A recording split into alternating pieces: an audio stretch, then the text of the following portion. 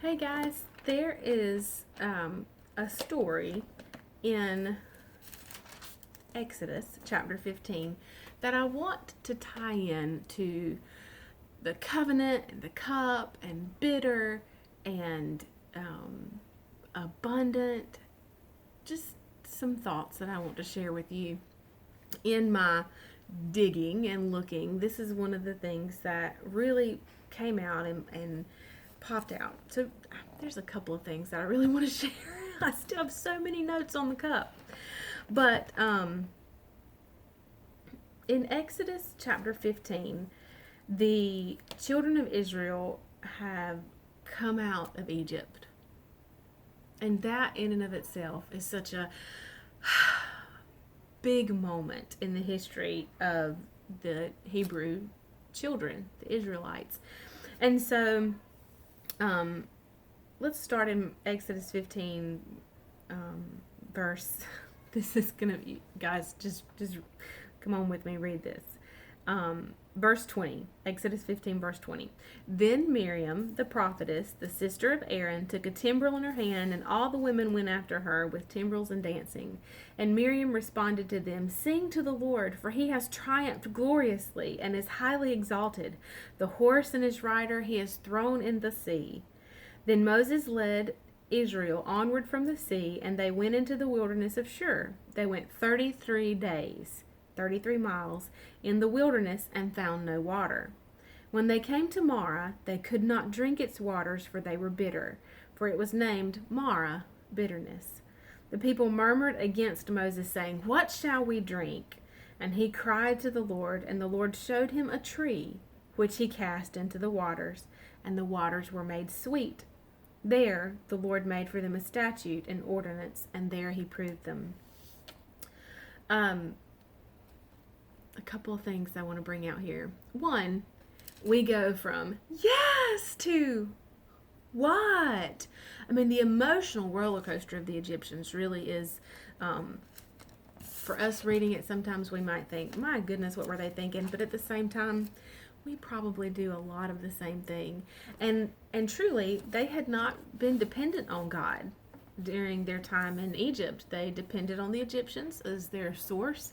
Even though they were harsh taskmasters and oppressors, they still knew that they would have food to eat, or they would have somewhere to sleep at night. Their basic needs would pretty much be met. And so they had no practice in trusting God. And so here we are, Miriam and all the women, and they're singing to the Lord.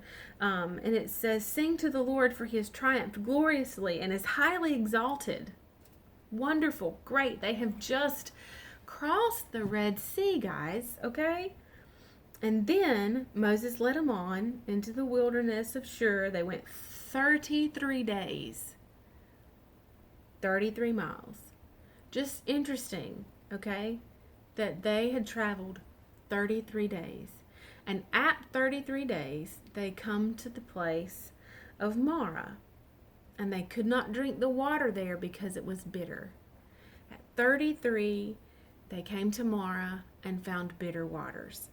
Well, of course, the people murmured against Moses. This was one of the many times that they were like, "You should have just left us in Egypt. What did you bring us out here to die for? We don't even have water." And he cried to the Lord, and the Lord showed him a tree, which he cast into the waters, and the waters were made sweet. In the Old Testament, it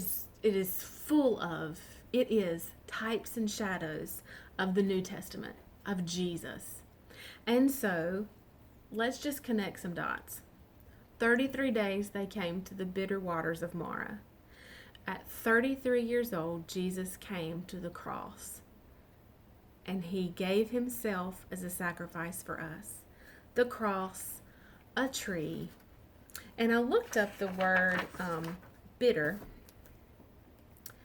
and I want to share with you the definition. Oh my goodness. Of course, my tablet turned off, and the definition has gone.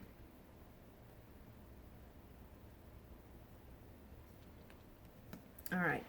From Merriam-Webster's dictionary, bitter is defined Um,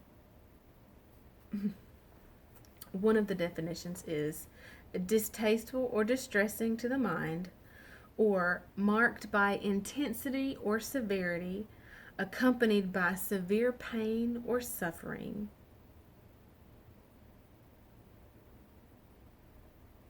Intensely unpleasant, caused by expressive or severe pain, grief, or regret. Does that sound like the cross? Marked by intensity or severity, accompanied by severe pain or suffering.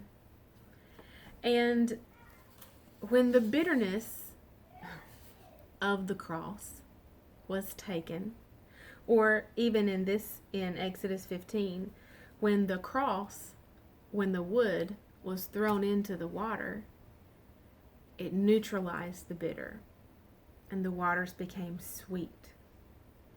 Verse 25, and he cried to the Lord, and the Lord showed him a tree, which he cast into the waters, and the waters were made sweet. Tying it all in to Jesus taking our cup, our portion, our lot in life, becoming sin, he who knew no sin. 2 Corinthians 5:21. Let's go there. We've been in that a lot recently. We're going to read it again. For our sake he made Christ to be sin, who knew no sin, that in and through him we might become, that we might be viewed as being in, and we might be examples of the righteousness of God. In verse 20 it talks about lay hold of the divine favor. That when the cross, which was bitter, was thrown into the bitter waters, the waters became sweet. Just going to let you think on those things and allow Holy Spirit to bring revelation to you as you need and as he will for you to see. But I want my heart's desire is for you to see the goodness of God, the integrity of his character, and what he went through, what he did in order to give us a fresh covenant, a good covenant, one where he could lavish himself on us, lavish us with his love. And you know what? I think that's where we're going to go next time. I will see you then. Bye, y'all.